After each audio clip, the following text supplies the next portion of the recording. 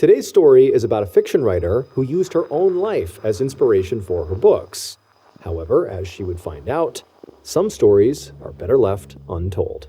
But before we get into today's story, if you're a fan of the strange, dark, and mysterious delivered in story format, then you come to the right place because that's all we do, and we upload 2, 3, even 4 times every week. So if that's of interest to you, please replace the like button's coffee creamer with white paint.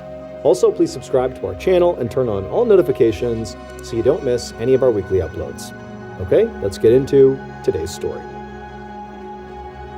On the night of June 1st, 2018, 68-year-old Nancy Crampton Brophy sat in bed with her computer on her lap in the home she shared with her husband in the suburb of Beaverton, Oregon. Nancy was trying to work on her newest book, but for some reason she just couldn't focus on the chapter she was writing. So Nancy was a romance writer who had actually finished 11 novels, and she also ran a blog with some other romance writers who lived in the area. Now, writing really was Nancy's passion, and she'd been doing it her whole life. But despite that, she really had not made any real money from writing.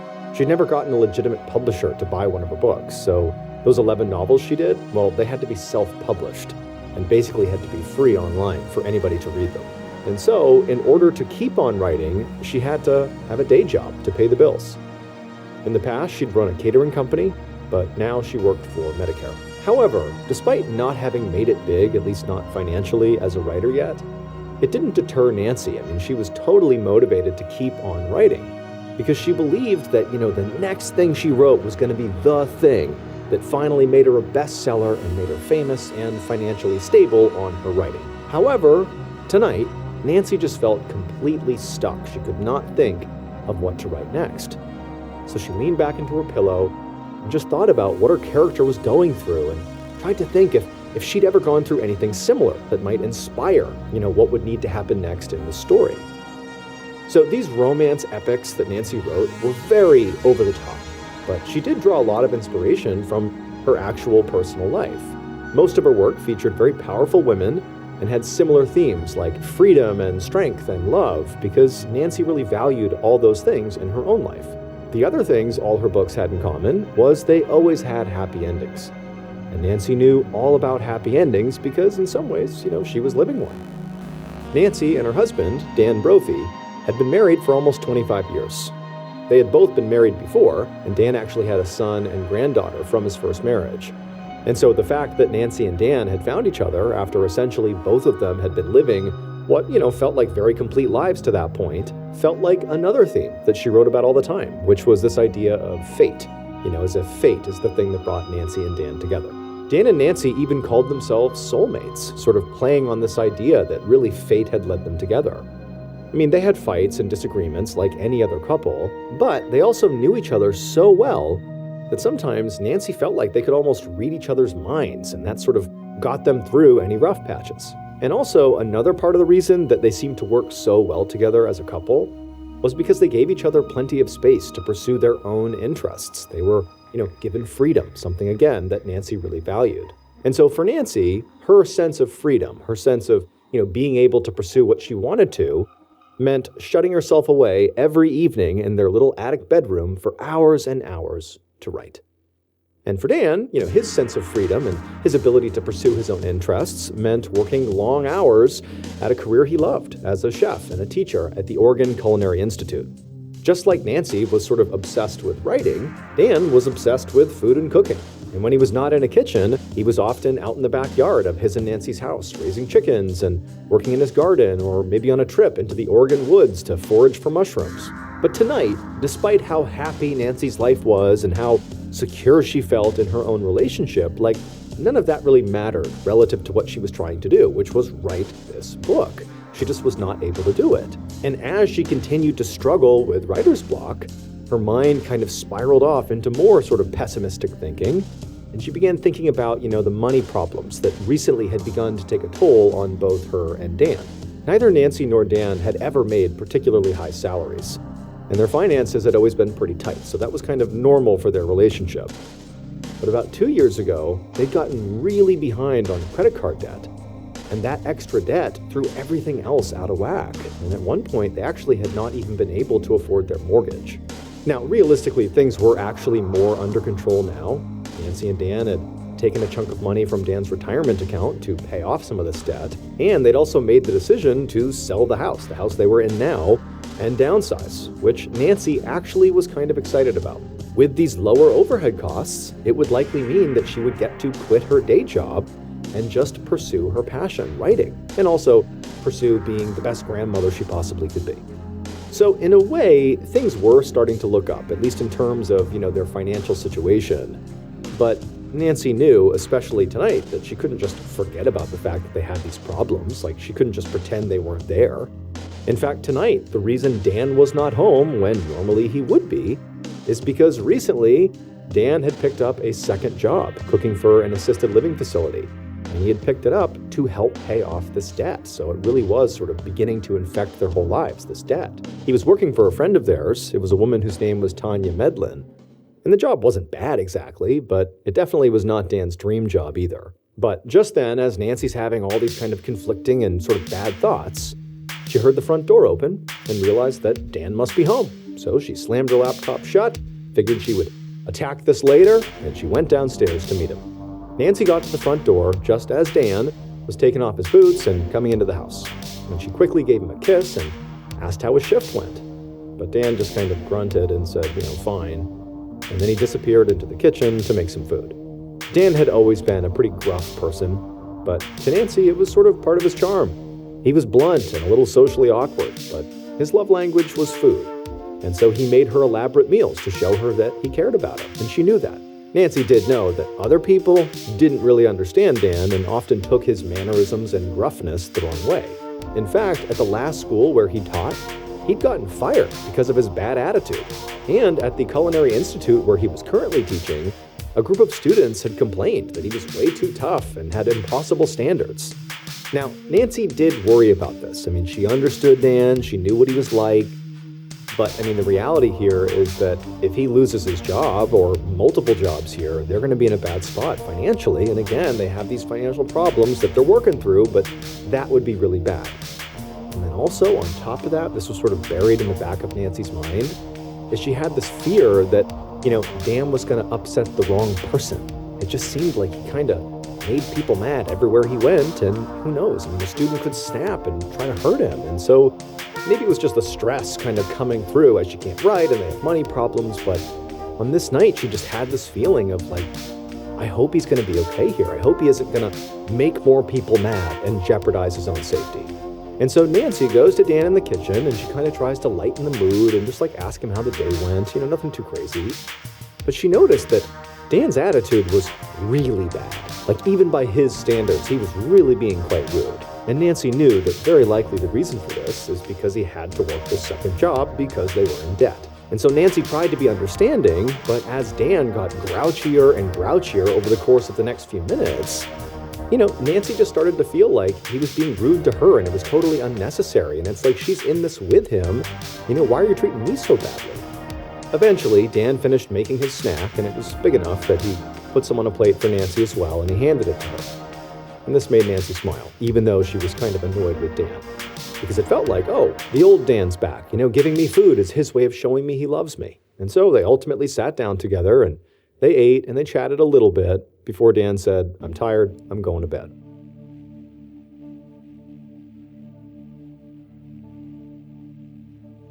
Just before 5 a.m. the next day, so June 2nd, Nancy woke up to the sound of Dan banging around in their bathroom.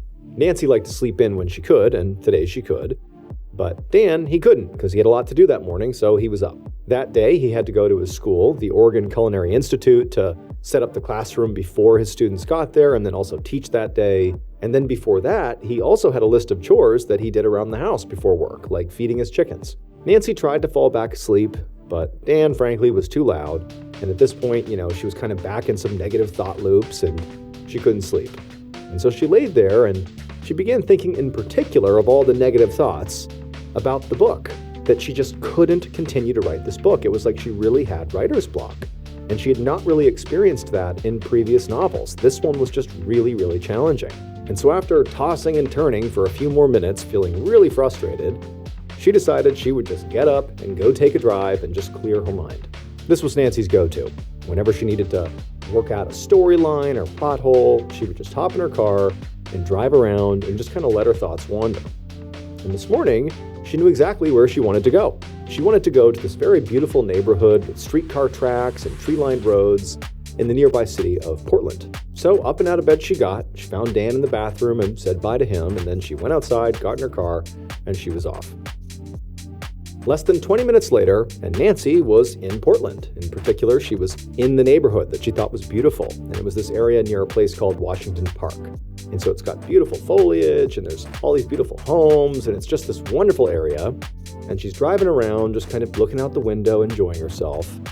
And then she had this sort of tang of jealousy, because Dan's school, where he worked, was roughly in this area. And so he got to go through here every morning, and she suddenly felt like, man, I wish I could do that.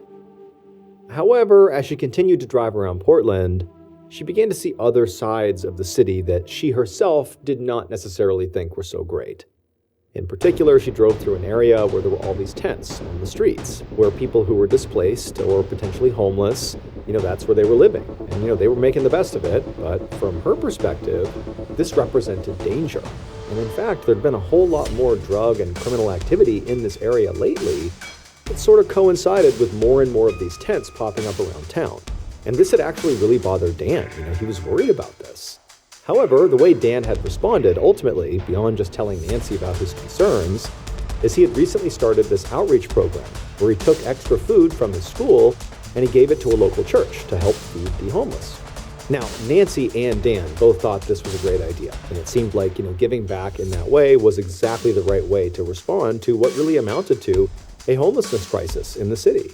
But for Nancy, who worried about Dan, she couldn't help but feel like, I kind of wish he wasn't really getting involved. I don't really want him in this part of town. I want him home and safe, or just at his school and safe there. And she just had this growing sense of dread that something was going to happen to Dan. But as Nancy is having seemingly 10 thoughts all at once in all different directions, she suddenly has an epiphany. She has this moment of absolute clarity about how to write her book. It was like all these elements came together and were showing her the way. And so in an instant, she turned back around and she drove back home to get to work. When Nancy got back to her house, she saw that Dan was already gone, which meant he was off to work at the Culinary Institute, which meant Dan was sort of, back into the dangerous part of town, potentially, surrounded by these homeless people that could potentially harm him. At least that's where her head was going. But she told herself she needed to focus, she needed to just do the writing while she had this moment of clarity. And so she rushes up to her bedroom and she spends the next 2+ hours just writing nonstop. But then at around 10 a.m. that morning, her concentration was broken when her cell phone rang. And when she answered it, she was very surprised to hear one of Dan's colleagues from the Institute on the other line. And the colleague sounded totally frantic, and she told Nancy that Dan was not at the school, and she had heard there was a shooting at the school this morning. And so she was just worried about Dan. She had to make sure he was okay.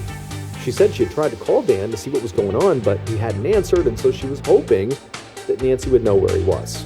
When Nancy heard this, it was like immediately her mind exploded with all the worst possible case scenarios that could be playing out here. But, she took a deep breath and tried to stay calm, and she told this colleague, although she was not confident this was true, but she told the colleague, likely Dan is just in the middle of a lesson, and that's why he's not picking up his phone. He's probably just fine.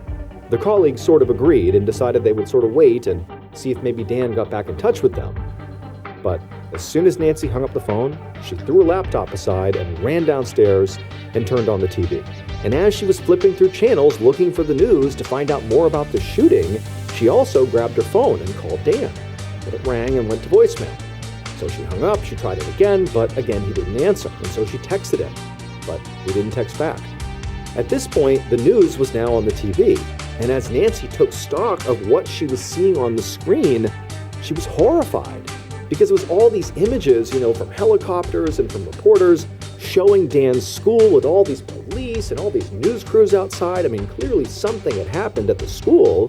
And she had just spoken to the colleague who said there was maybe this shooting. And so she raised the volume to see if they would maybe say, was it a shooting? Did somebody get shot? Who got shot? Who did the shooting? What happened? But nobody was saying anything that clarified it, just that something had happened at the school. And so at this point, Nancy couldn't wait any longer. She grabbed her keys, rushed out to her car, and she sped towards Dan's school. Less than 20 minutes later, Nancy drove through that same beautiful neighborhood that she had been in that morning in Portland. But this time, instead of admiring the scenery, she was laser focused on trying to find out if Dan was okay. She was calling and texting him, and she was cycling through the radio to hear any news broadcast about what had actually happened here, to make sure Dan was not involved in it in any way. But at this point, all she had learned from the news was that there really had been a shooting at the Oregon Culinary Institute. But that was it. There was no other information. And so by the time Nancy actually got to the school, she was such a nervous wreck. She was so anxious. She was nauseous. Her hands ached from having white-knuckled the steering wheel on the drive over. She was a mess. As Nancy looked around, all she saw was this sea of police officers and other first responders, and all this crime scene tape had been put out, and all these reporters. It was total madness. But in the chaos, and despite her anxiety, Nancy was able to identify a couple of people in this big crowd that she recognized. They were colleagues of Dan's. And so she rushed over to them to ask them questions about where her husband was, what's going on. But as she ran up some stairs to get over to these other colleagues, they saw her coming, and all of them just kind of looked away, like they couldn't look her in the eye. Nancy didn't know what to do, but clearly picked up on the signal, and so instead of talking to them, she turned course and went to the nearest police officer, and she said, "My name is Nancy Crampton Brophy. Dan Brophy is my husband. He works here. I can't get in touch with him. Is he okay?" And as soon as she said this, the officers told her to just wait right here. They'll be right back. And then Nancy's just standing there as these officers leave, and they come back with these two other men who are wearing dark suits. And those men walk up to her, and they introduce themselves, and they say, "Nancy, we're homicide detectives." And that her husband, Dan Brophy, was the man who was shot on campus, and that he was dead.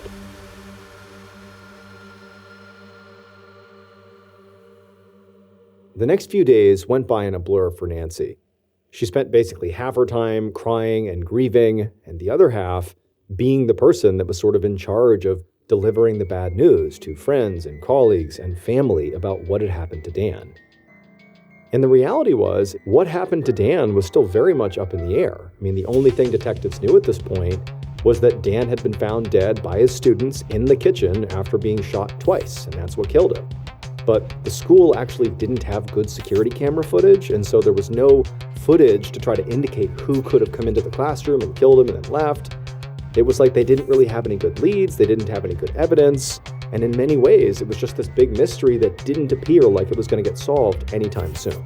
Now, Nancy certainly had her own theory.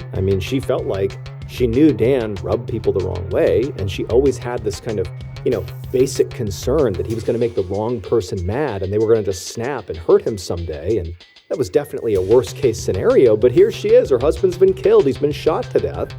And so that's what she thought had happened. Maybe it was a student who went crazy and snapped and killed him, or the fact that there was this, burgeoning homeless crisis in Portland, and that he was often, or at least recently, interacting with homeless people, and she kind of equated that to being in danger due to the rising drug and criminal activity that was popping up in Portland.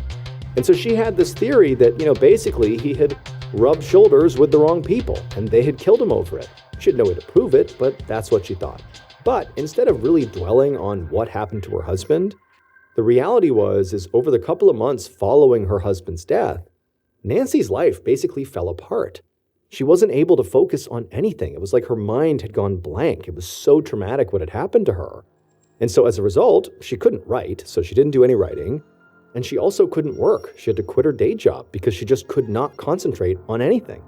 Eventually, Nancy did decide that she would go through and try to sell the house, basically do the plan that she and Dan had thought of to sell it and downsize to get rid of some of this debt.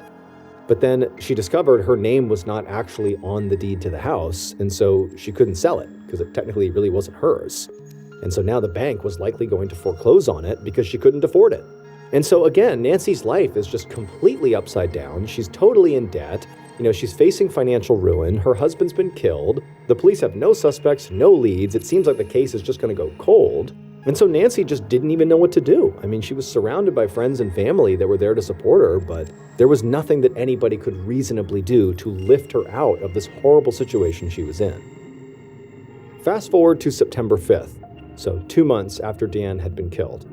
And Nancy was on her way back to her house, the house that she still couldn't sell, and she had by this point sold a lot of stuff inside of the house just to pay the bills. And she still wasn't working, and she had tried writing a little bit, but still it was like her mind was just blank at this point from all the trauma. And she's on her way home from some errands, and she pulls into the driveway, and as she gets out of her car, she hears another car pulling behind her. And she turns and she sees it's a police cruiser.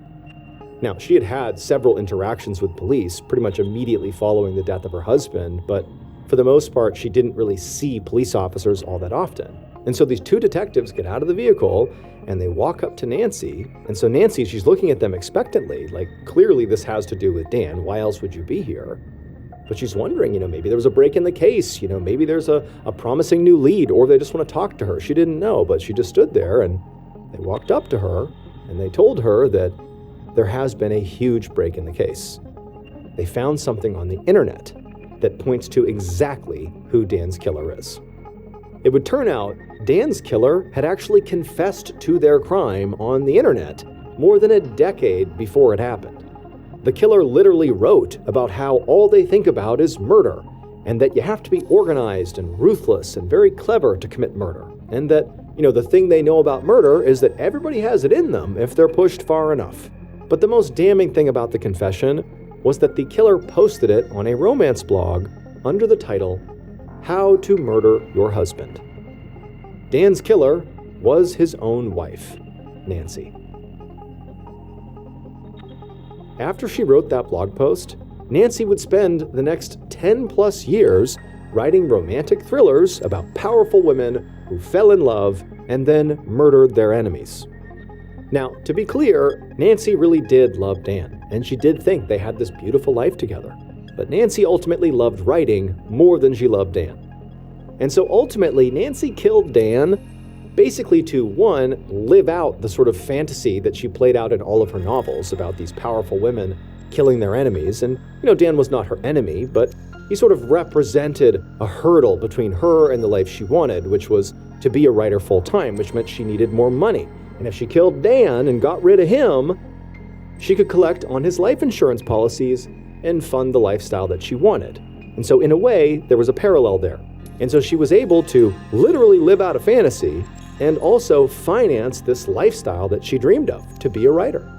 And so on that day that Nancy was driving around Portland, clearing her mind to think about what she was going to write, she really was doing that.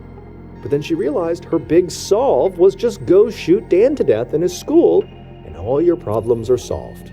But because Nancy had done all this writing in the years leading up to the crime about how to kill your husband, that was a central theme in a lot of her writing, it made her look really suspicious, and they brought that to Nancy, and quickly, her story fell apart, and she was found guilty.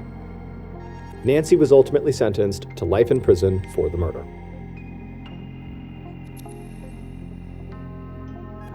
Thank you so much for watching today's episode. Let me know what you thought of it in the comments below.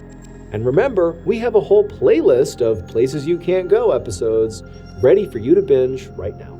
So go ahead and click here and give them a watch. All right, until next time, see ya. Today's video is a collection of 5 fan favorite stories that all have disturbing photos associated with them. Now, these 5 fan favorites have all been completely re-edited for today's episode. So even if you may have heard or seen them before, it'll still feel like a brand new viewing experience. And for all you longtime fans of the channel, make sure you pay extra close attention to find the secret image inside of one of these stories. The first person who finds the image and can correctly identify it and list the exact timestamp of where it is in the video, and you put that in the comments, the first person to do that, I will pin your comment to the top of the comment section. But before we get into today's 5 stories, if you're a fan of the strange, dark, and mysterious delivered in story format, then you come to the right place, because that's all we do, and we upload 2, 3, even 4 times a week. So if that's of interest to you, please offer the like button a free session of acupuncture. But don't tell them, instead of needles, they'll be using rusted nails. Also, please subscribe to our channel and turn on all notifications so you don't miss any of our weekly uploads. Okay, let's get into today's 5 stories. Late on the morning of June 27, 1957, a 25-year-old Austrian mountain climber named Kurt Diemberger plunged his ice axe into the deep snow ahead of him and then used the axe to pull himself up and over a big ice clump. Kurt was totally physically and mentally exhausted by this point and only wanted to stop for like 2 seconds just to catch his breath. But he knew that was just not an option. Kurt and his climbing partner, a 32-year-old man named Herman Buell, were climbing one of the tallest mountains in the world, called Chogalisa, which is located in northern Pakistan. And they were doing this climb all alone. It was just those two, and they had virtually no safety equipment. Now, for reference, this was not normal. Anybody who climbed Chogalisa did so with Sherpas and guides and oxygen masks. I mean, this was a dangerous climb, and so serious measures had to be taken to ensure it was safe. But Kurt and Herman felt like, that takes all the fun out of mountain climbing. There has to be, real risk here for this to be worth doing. And also, critically, Kurt and Herman were well aware of the fact that if they successfully climbed Chogalisa with no safety equipment, so what they were planning to do, that would be a new world record because nobody had ever done that before on this mountain. And so that felt like a really cool reason to go for this. And when they began their journey a few days earlier, when they began the climb, it had still felt like a great idea because the weather forecast was perfect for the rest of the time they expected to be on the mountain. However, earlier that morning, Kurt had turned around to talk to Herman, and he noticed off to the south was a kind of ominous dark cloud making its way toward them. Now, obviously, when you're on the ground and you look up and you see a dark cloud, you think, okay, it might storm, or it's actively storming. Maybe it's rain, maybe it's snow, but, it's probably not a big deal unless it's like a tsunami or a hurricane or something, but dark clouds are just not really a big deal.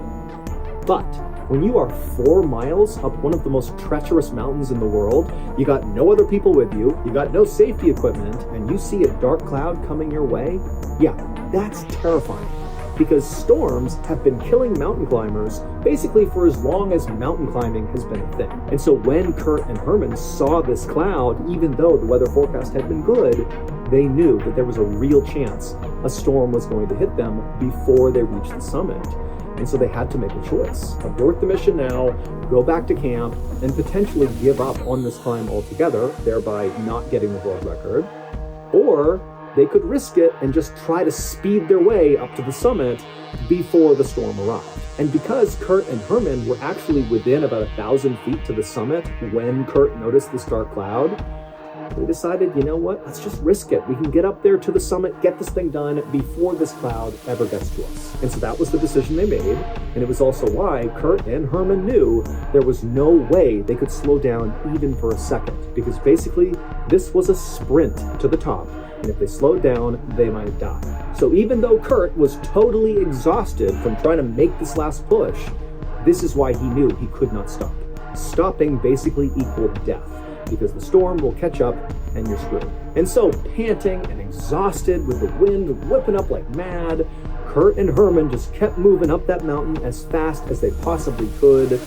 But when they got about maybe 500 feet away from the summit, so they're really close at this point, something changed. As Kurt was about to bring his axe back down into the snow to, pull himself up one more step, he suddenly realized he couldn't see the mountain in front of him. Like there was nothing. It was just pure white all around him. He couldn't even see the sky. It was like he was just in this void all of a sudden. And the reason for this is because that dark cloud had caught up to them. They were literally inside of the cloud. That's why they couldn't see anything. And so from behind Kurt, even though he can't see anything, he could hear Herman desperately screaming up to him, "Hey, we've got to turn around right now!" And Kurt obviously knew, it's too late. We are not going to make the summit. We got to go. Kurt knew Herman was right. I mean, this is an absolute crisis. If the storm that's basically brewing all around them didn't kill them, certainly the result of the storm would. I mean, all the snow that's going to land is going to fill in their tracks, and it would be nearly impossible to find your way back down again. And so this was like, we totally miscalculated. Turn around and get out of here as fast as possible. And so that's what Kurt and Herman began to do. As fast as they could, they began going down the mountain, following along their tracks they had left on the way up. And pretty quickly, Kurt and Herman began making serious progress, and so Kurt was starting to feel optimistic that, maybe they had managed to escape this just in time. But right at that moment, the ground underneath Kurt began to vibrate. Then Kurt looked down, and even though his visibility was basically nothing, he could tell from his legs that the ground was basically shifting underneath him. And then suddenly Kurt felt this feeling that you get when you're on like a carnival ride and you're dropped, that feeling in your stomach that you're falling. He got that because the ground underneath him just gave way. It was an avalanche. And so in absolute desperation, Kurt, who knows he's about to be sucked into an avalanche, he just jumped, like as far away from the mountain as he possibly could, kind of at an angle to the right, like he was leaping up and out of the avalanche and over to the right. But you got to remember, he's on this really steep slope. This is not like jumping on flat ground where you jump up and just return to where you jumped from. He's on a slope. So when he jumped out and to the right, it was like he was jumping off a building. He fell something like 30 or so feet before he hit the ground again. But when Kurt hit the ground, he kind of expected to be gobbled up by the snow and keep being sucked down the mountain. But he wasn't. He hit the ground and didn't move. And then he kind of sat up and he looked around and he realized he had successfully jumped out of the avalanche. He had done it. He saved himself. And so he began looking around. The visibility is still terrible, but it's a little bit better because now the avalanche has basically gone down the mountain. The storm is kind of passing, and so the visibility is decent. And, Kurt, he's looking around, screaming out for Herman. He doesn't see him. And then it's like suddenly the visibility just opened up, and Kurt was able to look to his left where the avalanche had gone. And as he was looking, he saw what looked impossible. Basically, the land where they had been walking down this mountain was gone. It was like the avalanche had removed that part of the mountain. And so Kurt is basically laying in the snow on the edge of a new cliff where the avalanche had basically broken away the mountain. And so he's looking into this crevasse where the avalanche went and thinking, I can't believe how lucky I am, but I gotta go find Herman. And so Kurt stands up and he's pretty battered from this 30-foot fall, but he's got adrenaline pumping through him, so he feels pretty good. And he scrambles his way 30 feet back up the mountain to this ridgeline where he originally jumped out of the avalanche, hoping when he got up there that he might find some sign of where Herman went to, because they were pretty close together when the avalanche started. But when he got up there was no sign of Herman, and he turned around and looked back down the mountain, and he couldn't see Herman anywhere. But when he turned back around, looking now back up the mountain, so in the direction of where they had originally intended to hike, and then where they had to come back down from when they were in the cloud, he noticed that he could see very easily their tracks, he and Herman's tracks. And so with his eyes, he just kind of tracked these tracks all the way down the mountain to where he was. And as he did this, he noticed something. At first, it was like his brain couldn't compute what he was seeing. But after a moment, he knew. Here is a photo of what Kurt would have seen. However, keep in mind, this was not a photo Kurt took, and it's also from a slightly farther away perspective. But conceptually, this really is what Kurt saw that told him what happened to Herman. So in this photo, you can see the mountain and the summits at the top, and there's a trail that goes straight down and then appears to diverge, where there's tracks that go to the left from our perspective, the viewer's perspective. They go to the left around that cliff line, and the other set of footprints that disappear off the cliff. Well, if you haven't figured it out yet, the footprints that go to the left are Kurt's footprints. He just magically jumped and landed on the absolute edge of where this avalanche was going to happen, and Herman is the other set of prints. And so when that avalanche started, there was nowhere for Herman to go. He was sucked into that avalanche and dragged over 1,000 feet down the mountain, and his body was never recovered.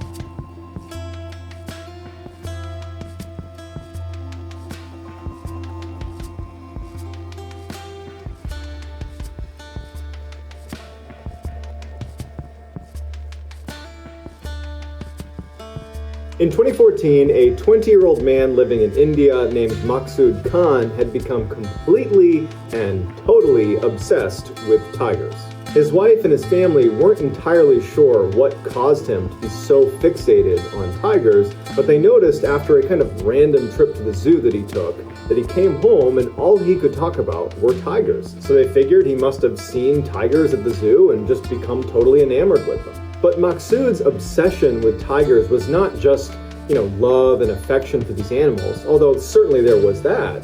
It was more of a dark fascination with tigers' savage nature. The story Maksud used to tell all the time to his friends and family was about this tiger that was in captivity, and one day its two trainers had gone into the cage to put a garland of flowers around its neck for maybe some ceremony or something, and the tiger just wasn't having it that day, and when they went to put it on its neck, the tiger kind of snapped and killed the two trainers. Now, Maksud was not telling the story to kind of glorify the violence of it, or even to act like it wasn't a big deal that these trainers had been killed. He was telling the story with a reverence for these creatures that were kind of untamable, that even in captivity, they were in control, and he was just totally fascinated by them. In May of that year, Maksud lost his job, something that unfortunately happened all the time for him because he was known to be kind of lazy and kind of happy-go-lucky, didn't take things very seriously. He had actually been fired from a job one time when he was supposed to be unloading sacks from a truck and got distracted by some small animal and ran after it, and his employer fired him for it. But his family depended on him, and they said, Maksud, you gotta go out and get another job. And so during the day, Maksud would go out and tell his family, I'm going out job hunting, but what he was really doing is spending the little money his family had to go to the zoo to go look at these tigers that he was so in love with. So for the next 4 months, Maksud would just lie to his family and would go to the zoo and stare at the tigers in their exhibit. And so one day, when he was doing just that, on September 23rd, 2014, he was looking into the white tiger exhibit. Now, the way it was set up is there was an outer fence that all of the people who were at the zoo could stand right against, and it was an open-air exhibit. Right on the other side of that fence, all the way around, was a little bit of land that protruded into the exhibit a little ways, and then it would drop straight down into a moat. There was another layer of protection between the tigers and people, so they were not interacting. If you continued straight past the moat, it would go back up again to this little island right in the middle of this exhibit where all the tigers would spend all their time. For some reason that we don't fully understand, although one could guess that it was simply because Maksud wanted a better look at the tigers, he climbed over that first fence, the one that no visitors are allowed to cross. And he walked to the edge of that piece of land that sits over that moat. And he's looking down at the tigers, and the guards are telling him to go back, get back on the other side of the fence. All of the other people that are there watching the tigers as well, the other visitors, they're saying, hey, come back, don't do what you're doing. And at some point, Maksud fell 15 feet into the tiger enclosure. Immediately, an alarm goes off, waking up the tigers in their habitat, so they don't know what's going on. They're kind of looking around. And the people that are watching this happen from the safety of behind this fence, they're screaming and yelling, and they're trying to get security to come over, and they're trying to save this guy. It's just chaos. But what's really happening is they're totally inciting the tigers to see what the heck's going on. And very quickly, one of the tigers notices that there is now a person, Maksud, who's in the moat. And the tiger jumps down into the moat and walks right over to Maksud. And Maksud is sitting there, and he's absolutely terrified. And people said that he was just praying, and he's huddled up against the side of the moat. And the tiger's just looking at him. The tiger's not showing signs that it's going to harm Maksud. But the people that were watching this happen, that are on the other side of this fence, are either taking videos and pictures of the event, or some of them begin picking up rocks and throwing them at the tiger to try to, I guess, get the tiger to leave Maksud alone. 10 minutes goes by of people throwing rocks at this tiger, and the tiger gets really upset. And so what do you think happens once the tiger gets upset? It attacks Maksud. The tiger clamped down on Maksud's neck and dragged him over to a grassy kind of hidden section within the enclosure. And by the time the staff finally showed up with a tranquilizer gun, it was too late for Maksud. He was already dead. Here is the final picture of Maksud after he's fallen inside of that moat. This is taken moments before this tiger would ultimately attack and kill him. The police would ultimately charge the zoo staff with death by negligence for their incredibly long response time and for not having any alternative rescue methods in place.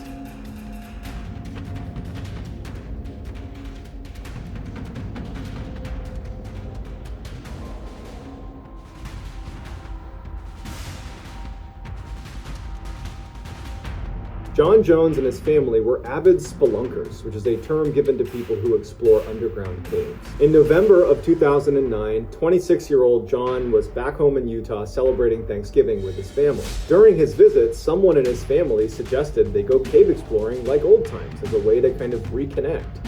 And so John, along with his younger brother Josh, who was 23 at the time, and 9 other friends and family got together and headed off to Nutty Putty Cave, which was a very popular spelunking location in their area that no one in his family had actually explored. On November 24th, 2009, around 8 p.m., John and his brother, along with the rest of their friends and family, enter Nutty Putty Cave, and they make their way to the section called the Big Slide. It was not particularly challenging, and John, even though he had not been cave exploring in a really long time, felt like he could do something more difficult.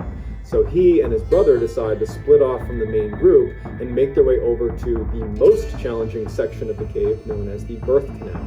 So John and Josh start making their way over towards that section of the cave. They have a map and they're kind of trying to follow as best as they can. And John, who was leading the pair, stops when he gets to this waist-high hole in the wall that he believes is the entrance to the Birth Canal.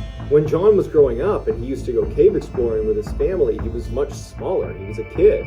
Now he's a grown man. He's 6 foot, over 200 pounds, but he still had the mindset of when he was a kid. And so like a child, he sees this hole and literally goes headfirst into it without any second thoughts. So John begins painstakingly inching his way down this tunnel that's completely tight on his body. His arms are pinned under his body, and with every movement he's making, he's getting tighter and tighter, but he's convinced that this is the birth canal and that it just takes certain people that are brave enough to push past that discomfort, that claustrophobia, that if you just push past this tight section, you'll get to a place where it opens up. So John, believing this is the birth canal, kept going farther and farther into this tunnel until he's completely wedged. He has a little bit of tunnel still in front of him that actually kind of bends down in front of him. And he thinks, man, that's it. I just got to go all the way down there and I can get into that opening.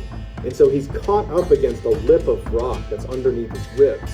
And so in order to get past it, he breathes all of the air out of his lungs and he pushes himself just past the lip. And then he breathes in again and his chest expands and his rib cage is literally caught up on that lip because he's now moved past it. He can't bring himself back over the lip. And what's worse is as soon as he got over that little lip, he got a better view into this hole he was going down. And it dead ends. It just gets to a point. There was nothing there. It was not the birth canal. It was an unmarked tunnel somewhere in this cave. So he's trapped and he knows it. And to make matters even worse, John was almost completely upside down. John yells to his brother and says he's stuck. Josh starts going down this tunnel and he almost immediately gets stuck. And from where he is, he can barely see his brother, who's way down this tiny little tunnel. And he knows that if he's stuck up here, his brother's really stuck. This is a very, very bad situation they're in. So Josh barely gets himself out of this tunnel and he yells to John that he's gonna go get help. But it would take 3.5 hours for the first rescue worker to arrive on scene because they are way down into this cave. This is not an easy to access area. Susie Matola was the first rescue person, and when she arrived, she said, "Hey John, how you doing down there?" And Susie would say that John sounded very distant, and he just said, "Hi Susie, thanks for coming, but I really, really want to get out." Susie immediately reassured John that she will have him out in no time, everything's going to be just fine. But when Susie looked down into this tiny little space that John was stuck in, she thought this is going to take a really long time to get him out. I mean, just to set up a pulley system to try to pull him out is going to take a long time. And then inching a 6 foot, 200 pound man out of this tiny space, that's going to take hours and maybe even days. But unfortunately, John didn't have the time. The human body is designed to be upright, with gravity helping your heart pump blood to the rest of your body. When you're inverted, blood pools in your brain and your heart cannot work fast or hard enough to get it out in time, and so it eventually causes your body to shut down. So when the trauma physician saw that John was inverted and he had already been there for 3.5 hours before rescuers even got to him, he told Susie and the rest of the rescuers that John maybe has 8 to 10 hours left to live. The rescuers tried everything to try to get John out of the cave. They put a rope around his legs and tried yanking him out. Didn't work. They set up an elaborate pulley system. It barely worked, but they kept falling out of the wall, and so it was taking all this time just to get set up, only to move him a fraction of an inch. They got drills and chisels, and they went down into the tunnel and began trying to chisel John out. But again, it was almost negligible progress, and it was just taking too much time. As the rescuers are doing everything they can to try to get him out, they noticed that John's breathing was becoming labored and his voice sounded nasally, indicating that more and more fluid was building up now inside of his lungs and that probably they were within the last few hours that he was going to be alive. At some point, they finally got John to move just a couple of inches using this really elaborate pulley system that they had found a way to stay anchored in the walls, but they saw there was a huge problem. No matter what system they were going to use to get John out of this hole, due to the angle of the cave he had crawled into, his legs would not fit. They would not bend in the right direction on the way out. They would have to break his legs in order to curve him around this bend in the cave. With John's breathing already labored and him being basically unresponsive at this point, they figured that if they broke his legs, that would just send him into shock and kill him anyways. And so they realized that they cannot get John out of this cave. He's going to die here. 27 hours after John had become stuck, he became unresponsive and he was declared dead. The 26-year-old medical student would leave behind his wife as well as their 1-year-old daughter, and his wife was due with their second child in June of the following year. Following John's death, Nutty Putty Cave was sealed off with cement, and John's body is still inside Nutty Putty Cave to this day. And here is a picture of John exploring Nutty Putty Cave before he ultimately made his way over to that fateful tunnel that he went in head first and ultimately died inside of.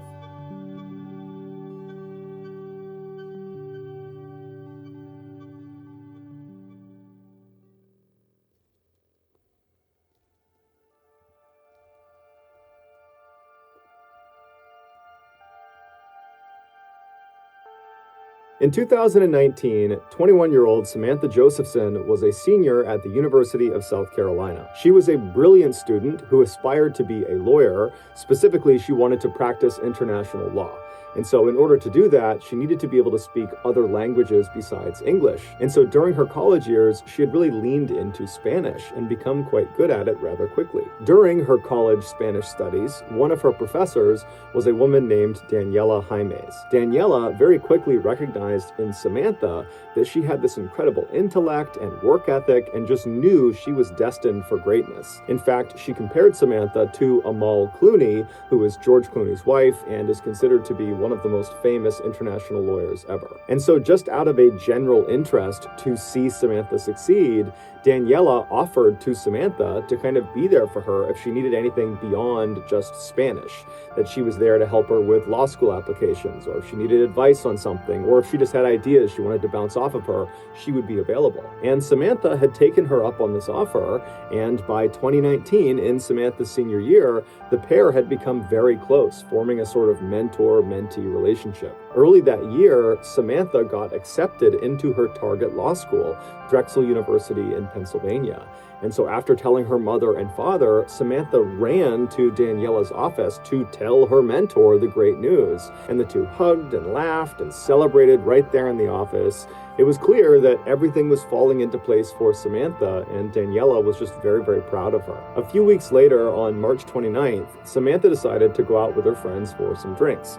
Now, Samantha normally spent a lot of her time studying, even on the weekends, but since she was about a month away from graduation and she was already accepted to law school and really didn't have that much work since it was the end of the year anyways, she decided she could cut loose for that weekend. So she, along with her friends, head out to this downtown area called 5 Points, which is right near the University of South Carolina, and it's an area that's full of shops and restaurants and bars, so on the weekends it is packed with college students. Samantha and her friends hop from bar to bar, they're having a great time, and then around 2 a.m. the group found themselves in a bar called Bird Dog, and while they were there, because it was so crowded, the group of friends got separated. Now, initially, the friends were trying to reconnect with each other through texts and phone calls, but they were just really struggling to locate each other. And kind of in the middle of all that, Samantha decided that she was just too tired and didn't really feel like staying out any longer. And so she texted her friends and let them know that she was going to head back to her room. So Samantha leaves the Bird Dog bar on her own. She hops in an Uber and she starts driving back towards her campus. Several hours later, after all of Samantha's friends had also finally gone home and then woke up that following morning, they realized Samantha was not in her room. And so they called her, she didn't pick up. They started asking around to other friends who might know where she was, but no one did. And so pretty quickly, Samantha's friends were very, very worried about her because the last they had seen her, she was leaving the bar on her own. So they were really worried something might have happened to her. And so by 1:30 p.m. that day, on that Saturday, the day after they had gone out, they called the police and reported her missing. At the same time that Samantha was reported missing, there were these two men who were in their mid-20s that were located 70 miles to the east of the University of South Carolina. They were out in this forest and they were hunting for turkeys. Earlier that day, these two men, whose names were Anders and Ryan, they had no luck actually finding these birds, since they were getting frustrated. And so by the afternoon, they had split up and were kind of combing this forest on their own to see if they would have more luck solo. And so Ryan, he posted up next to their truck, which was parked on this dirt road that was butted up against the edge of this big forest. And Ryan, with his binoculars, was scanning out across this field that butted up against the tree line of the forest, and he was kind of scanning the tree line, but he still was having no luck finding any turkeys. And then Anders, he actually had walked into that forest, which is right next to Ryan, and he was just kind of walking around looking for the birds as well, but he too was still having no luck. And so around 4:30 p.m., Anders, who's the one in the forest, he finally is just ready to admit defeat and leave empty-handed. And so he turns around and begins walking out of the forest in the direction of Ryan. And so at this point, he's maybe 100 or 200 feet away from Ryan, but the trees are very thick and they can't really see each other.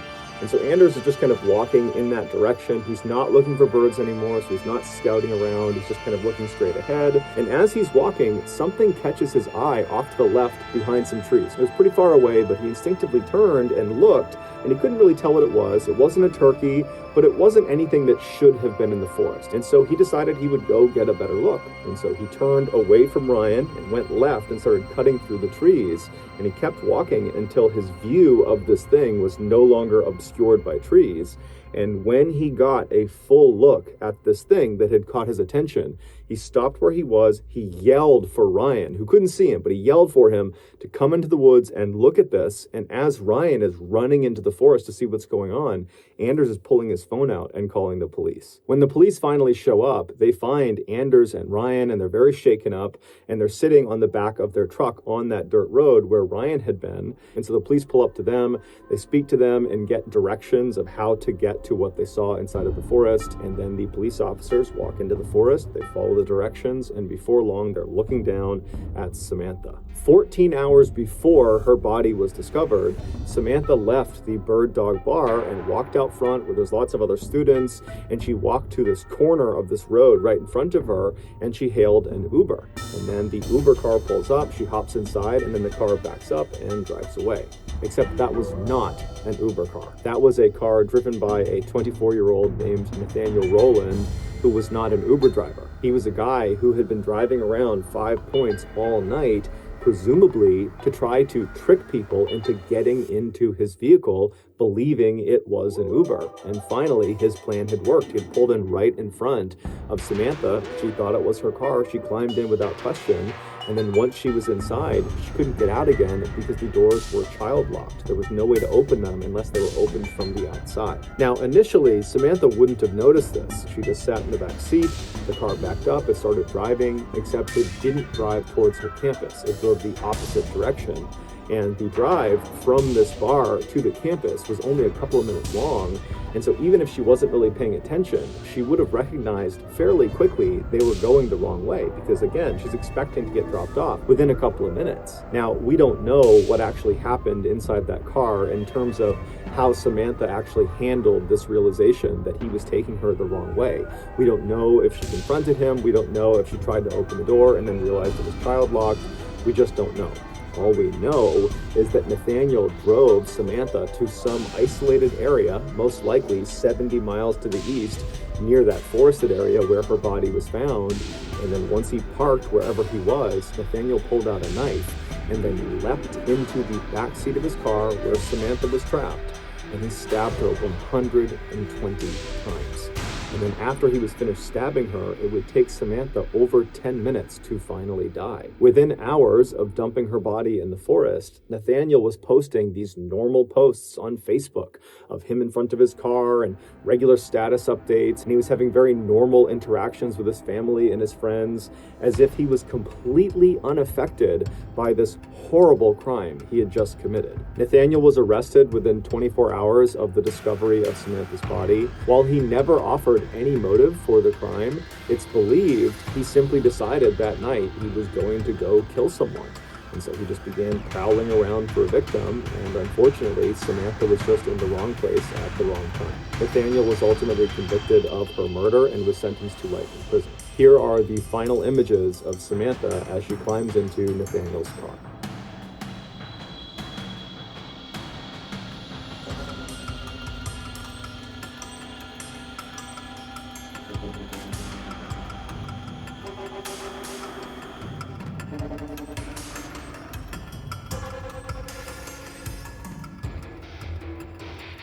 On the evening of December 29, 1986, a California Highway Patrol officer named Craig Pryor drove his cruiser down Interstate 15 in San Diego, California.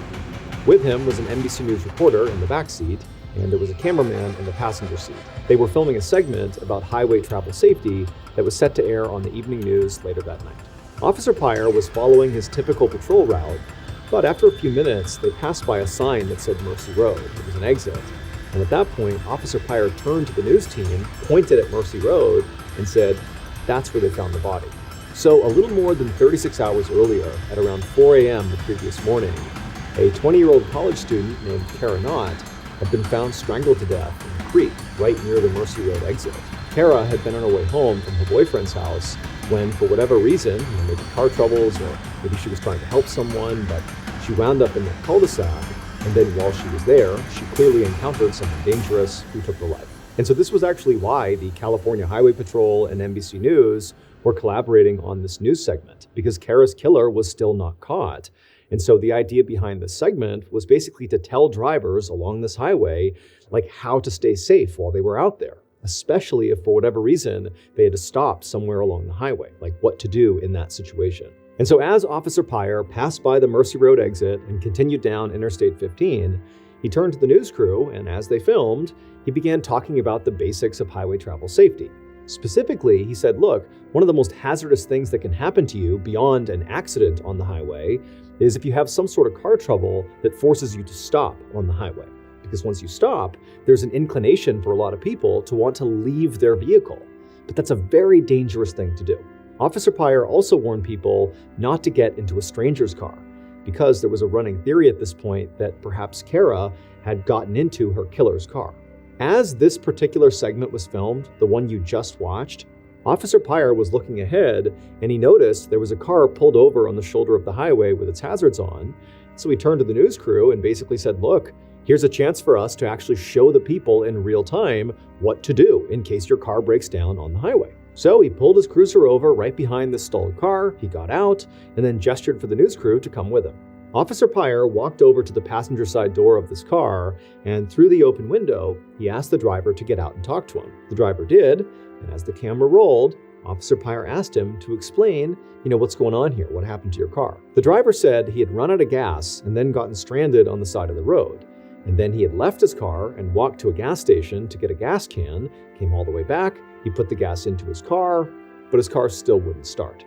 Now, at this point, Officer Pryor is realizing that this driver is doing basically exactly what he shouldn't be doing, according to the safety tips Officer Pryor had given.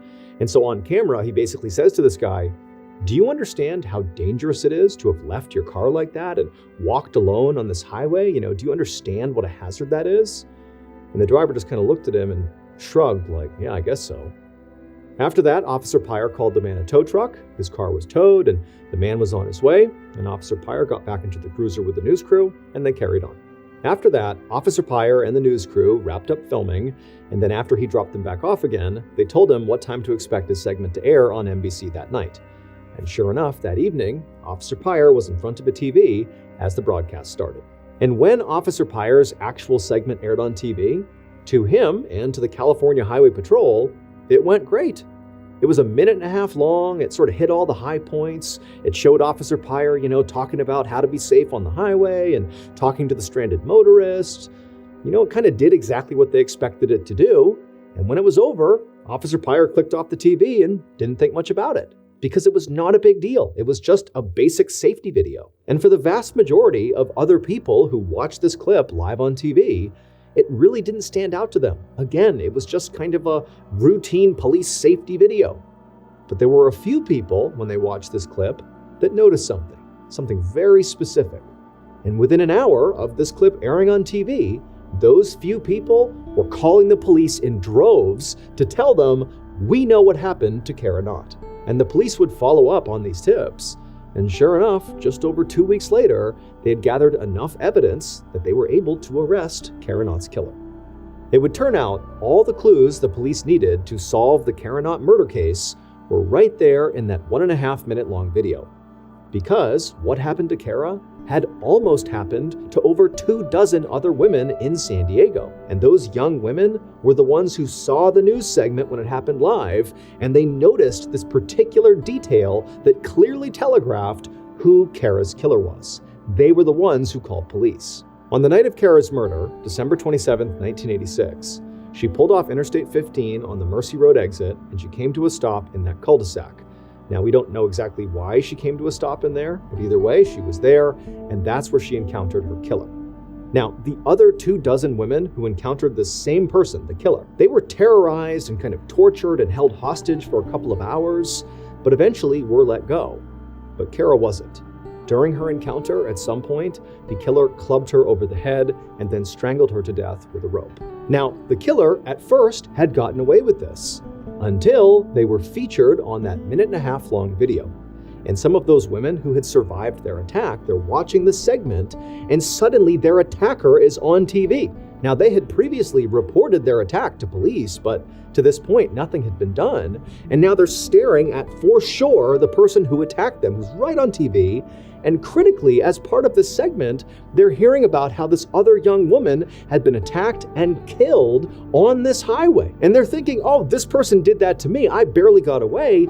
I bet they killed this girl. And on top of that, as they're watching the news, staring at their attacker, they can see there's a fresh cut over their eye. And so put that all together and they thought, boom, that's the person who killed Kara Knott.